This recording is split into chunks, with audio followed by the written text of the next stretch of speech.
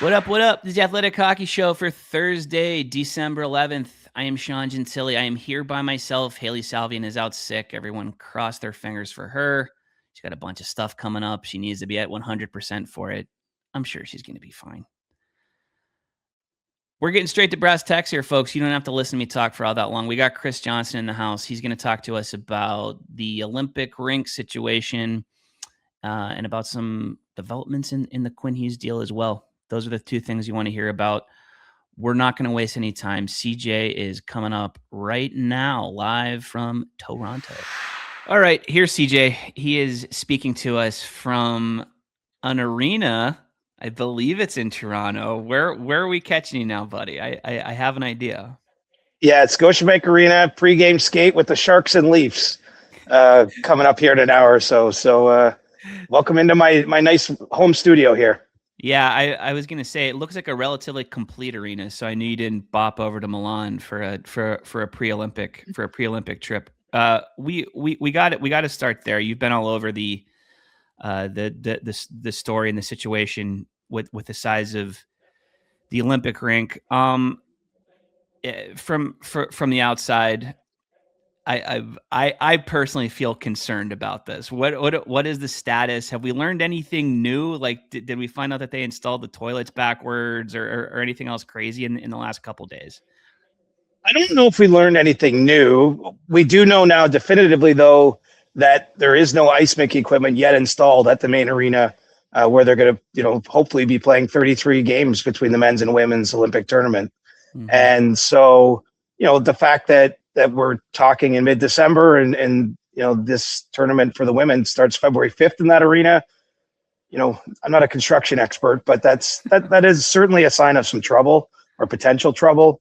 Now, the NHL seems to feel pretty optimistic that they can pull this off. They've sent a number of their sort of ice making experts and technicians to Milan to assist with this. So, they've got to complete the construction first and foremost. Mm-hmm. One of the reasons there's not any ice on the floor is there's a bunch of materials on the floor for the construction going on in the arena. So they obviously have to get rid of that stuff, lay down the ice making equipment, anchor the boards, and then start actually making ice that can withstand 3 games a day, at basically the highest level of hockey we're supposed to expect. So it's a lot to get done in a short window.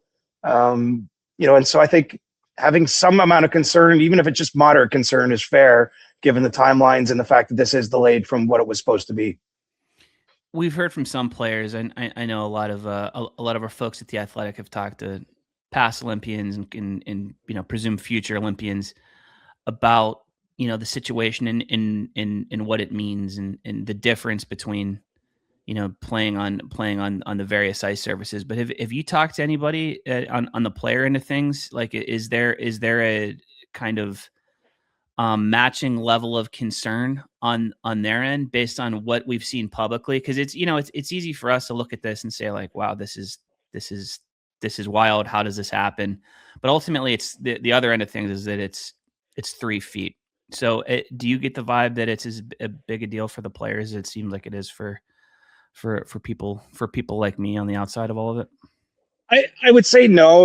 Let's remember the context of this tournament. It's the first time for NHL players back at the Olympics in 12 years. It's basically going to be a completely brand new generation, save for a few of the guys like a Sidney Crosby who wasn't so cheap back in 2014. But by and large, it's going to be a first time experience for everyone. And I think these guys would play on a frozen lake if they got a chance to be at the Olympics. So I think from the player standpoint, this isn't raising alarms. I think they might find it kind of funny or strange, because it's kind of hard to get your mind around how this happened. No one has said definitively. Bill Daly was asked about it this week. Even there was an IOC press conference, and they kind of skated on how it happened. Wouldn't surprise me if really it just came down to a conversion between metric and imperial measurements. Oh my God. The double IHF works in metric. They talk about rink dimensions in meters. Obviously, the NHL uses feet.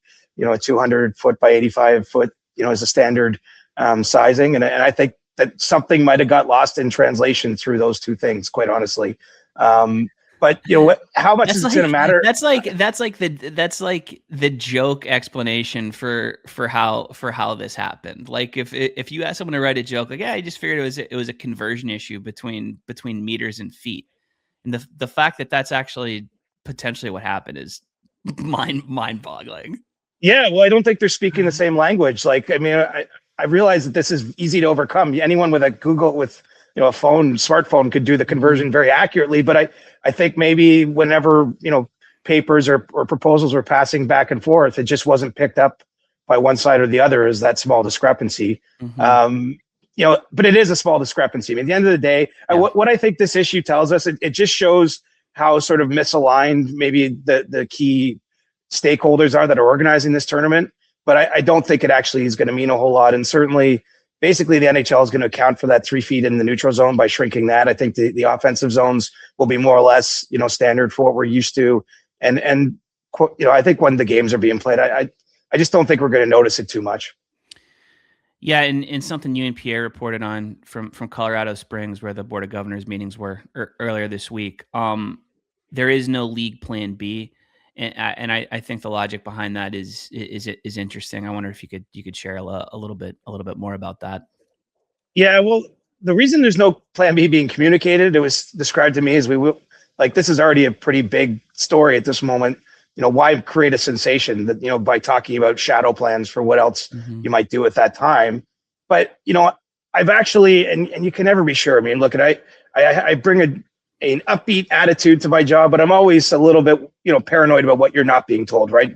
And it's hard to take things at face value when you're doing our job and you're reporting on things. But I really do truly believe there is no secret secondary plan, that if for whatever reason that arena in Milan they can't produce ice to a level that everyone's satisfied with, or something goes sideways with the construction. I mean, that there's just going to be no Olympic tournament involving NHL players. I don't know what it would mean for the women's side of things if that were to happen. At this point, the NHL feels that it's just going to get done. I mean, that's what they've been assured time and again by the International Olympic Committee.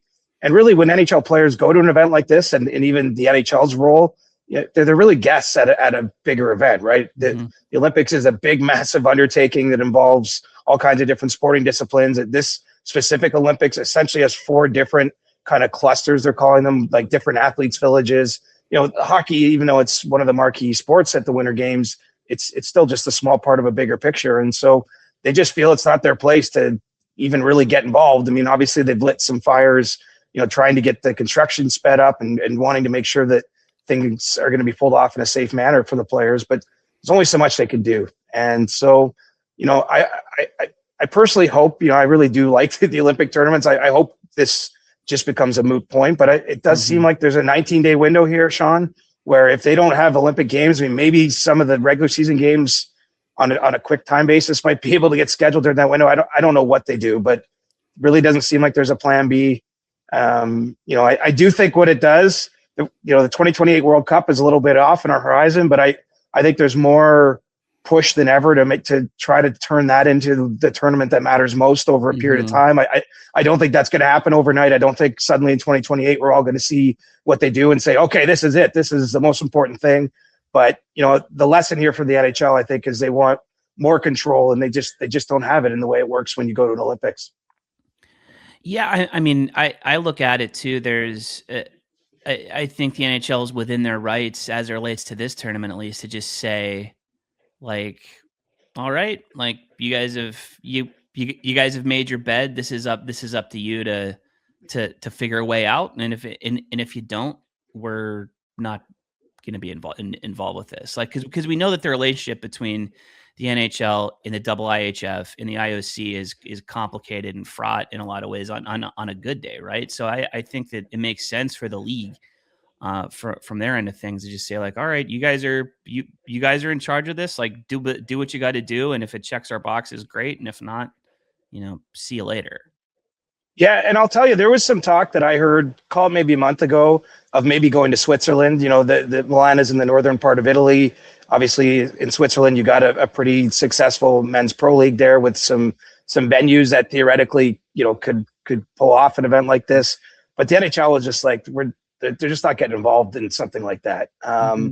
because obviously there are other arenas in other places that exist where you could theoretically hold a tournament on a short time frame. I don't know how that works with, the TV aspect, the media aspect, and everything. I mean, it would obviously it's this huge undertaking just to organize this thing, let alone to move it. But just it really feels like it's not going to happen. You're right. I think it's you guys get this done or not. It's going to be on your shoulders ultimately if it doesn't work. And then, as we sort of cast forward, I think the NHL really wants to make sure that it's actually building out a World Cup schedule. I mean, which I just think honestly makes sense. It's a revenue generator for the league and the players. Right. And I think that there's a huge appetite for international sports and international hockey. I mean, who would have predicted how big that Four Nations tournament was last February? Now we had some pretty specific things around that won't necessarily be replicated every time you gather the players together. But, I think it's long since past the time the league is in control of putting on these tournaments. And then, you could basically play them out of NHL buildings and you wouldn't have the kind of issues we're having right now in Milan. Right. It's an issue of revenue and it's an issue of control. And if the league's running it, you can bet that ice surfaces are going to be the size that they need to be and all that and all that sort of thing. If we hit worst case scenario and NHL players don't participate in the Olympics, how would the league spend that break? Would it just be an 18-day vacation for the rest of the league? I mean, I don't know what else they could do beyond that. Yeah, my guess is they could stage some of the games. I mean, look, the arenas like the one I'm standing in right now, the NBA's Raptors play here. There's concerts here pretty much every night that there isn't sporting events.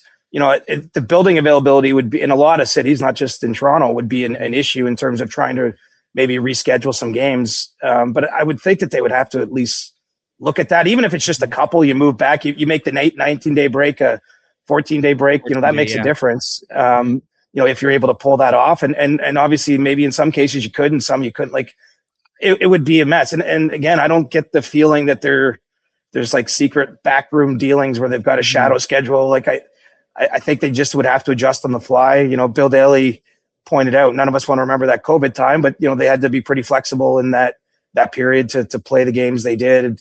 I don't know what it would look like, but more likely than not, I think it's safe to say if doomsday hit, it would be pretty much not much happening in February. I mean, there's even a trade freeze, during that point in time during the league. Now, I guess you could revoke that, but this is where when I go too far down this road, I'm like, oh man, let's just hope they play the Olympics and we don't even have to get into this mess. I don't want to get you too far into talking about plan B and plan C and plan D, but that's also, that's where our minds go when it comes to situations like this, right? Like you do start thinking about, contingency plans and the like. So yeah, it's tough to not let the snowball roll down the hill a bit, but at the same time, this is just it's a fascinating story that's not gonna end anytime soon. Like when are we gonna have when do we have an answer? Is it when puck drops at the first hockey game there? I think we're gonna have a good idea. And January 9th, 10th, and 11th is when they're due to have a test event in that rink. So if we get to that point and they play games there and the ice is of a quality that's normal, and obviously we'll get more of a look inside the building then, like, is it going to be complete? I basically, if things go really wrong there, then we're talking about 2 weeks before the tournament or 3 weeks maybe to maybe try to correct those issues. It might be too late. So I think basically that's the next major checkpoint for me. They have said they're going to start making ice by the end of December. So maybe we'll get some interim kind of like, did that actually happen? Did construction, go well over the holidays and they actually got to the point they said they would be? But really, we have to see what this thing looks like, as a test event. And I should remind you, even though there was lots of problems in Sochi back in 2014 in terms of finishing some things late, they opened that rink a year before for a test event. So they had a major international tournament. I think it was a under 20 type of tournament. So it wasn't with pro players, but they had a tournament in the building a year out. And that gave them a chance to see, maybe things that didn't work as expected or what have you. Gave them a full year to get the arena ready. And, there was no issues at all there that at least that I was made aware of. I was at that Olympics.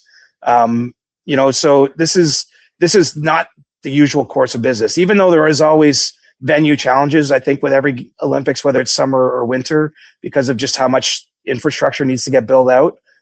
It's not normal to have it be this last minute. And there's a bit of hope in that, because if something goes wrong, there's just not a lot of time to correct it.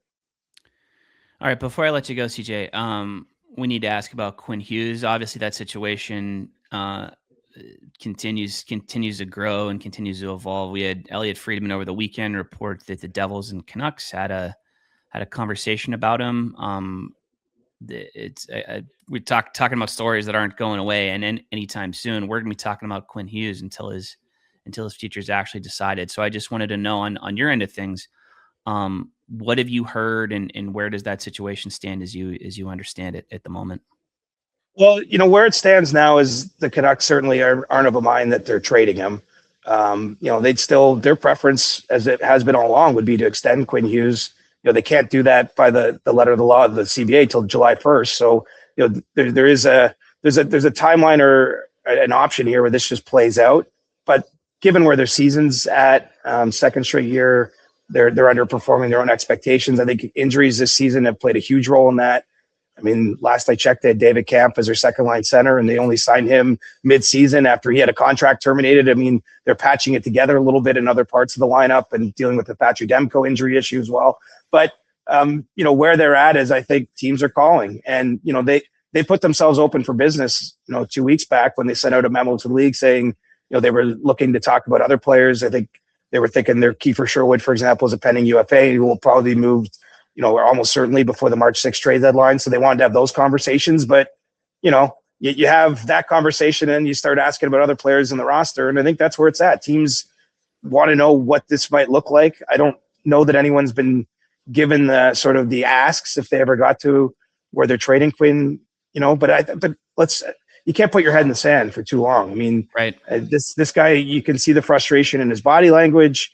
There's already been so much open conversation about him one day, playing with his brothers who just happened to be in New Jersey at this point in time, and both on long-term contracts there.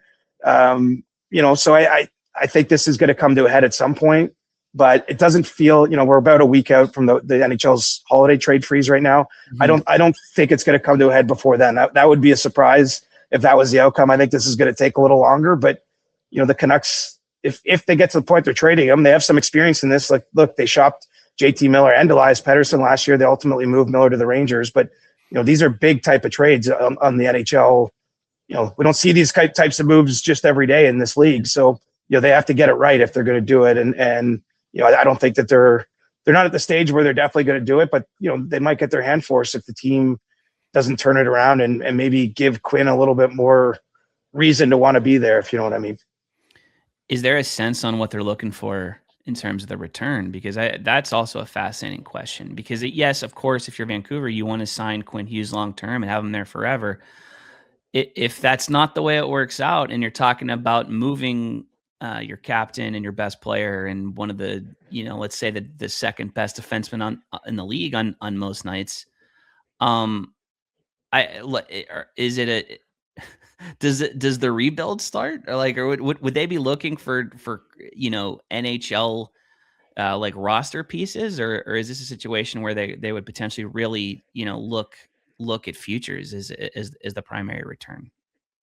I don't think they've made that determination. Yeah. My understanding from teams that have talked to them about Kiefer Sherwood is they're having a hard time getting an idea of exactly what they want back for Sherwood, whether it's just a sort of typical pick a prospect type of trade, which is I'd say the normal type of trade when you have a pending UFA, or whether it's a player. And one team in particular I know has been basically trying to put together both packages for Sherwood, and they can't get a clear idea from Vancouver what they prefer. And so if they're having trouble deciding on a path on Sherwood, and I say this with respect, the guy's having a great year, and there's a ton of interest in him too, for some different reasons. But I mean, making a kind of a franchise-altering deal. I mean, some people in Vancouver I've seen describe Quinn Hughes as the greatest Canucks player of all time. Now, I'm not well-versed enough to say that myself, but people in the market who have followed that team and understand, everything about it say that. So, I mean, if you're making that kind of trade, I don't know of anyone, and I've kind of poked around on this, that's gotten any sort of clear view. It would obviously be a massive package, but how future-focused it is, would be the question. You're asking the right question, because they've resisted going into a true rebuild there. Right. That's partly why we are where we are with this group at this point in time. Like, they just they never went the whole way in doing the things they had to do to become a true Stanley Cup contender. And now you're caught in the middle with a player who's seeing the years on his career tick by, and who wants, who's getting closer to controlling his destiny by becoming a UFA in 2027. So, this is where you lose leverage as an organization. I think that's exactly where the Canucks are today. It's fascinating, man. Well, it's going to be a big stretch for you in terms of Olympic prep, in terms of trade prep. I know we got the freeze coming up in 8 days. So, enjoy that down the road, because at least you can look at your phone a little bit less whenever that rolls around. Well, you didn't even account for the worst part. I haven't got my Christmas shopping even remotely off the ground yet. We're not. No. We're not. And we're not going to talk about that. Yeah, we're getting like inside the window though, where I need to start figuring that out too. However much you have done, I have less done. Let's just put it that way. We're starting at ground zero over here. All right, brother. Great talking to you. Take care, and we'll catch up down the road. Sounds good. Thanks, Sean. All right, we're back. Quick bit of news that broke before we started talking to CJ from the New Jersey Devils. Timo Meier's taking a personal leave of absence from the team, as he tends to a family matter.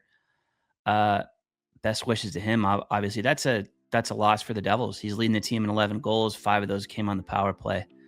Devils woke up Thursday morning out of the playoffs on tiebreakers too, in this crazy, messy, mediocre, sometimes interesting, sometimes not Eastern Conference. So that's something to watch from a standings perspective, but also from a personal perspective, because Timo Meier, as we said, leaving to tend to some personal matters. All the best to him, and we'll see how that shakes out for the New Jersey Devils.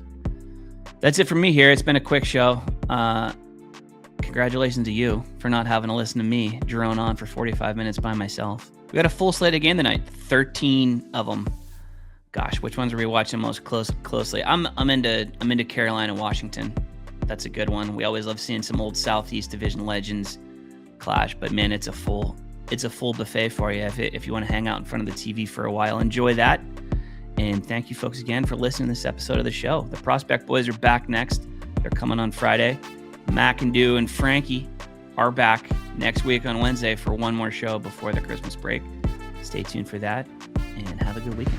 Thanks for watching. Make sure to like and subscribe and ring the bell to stay informed and catch new episodes every Monday, Wednesday, Thursday, and Friday. And in the meantime, you can join our Discord community. We'll see you there.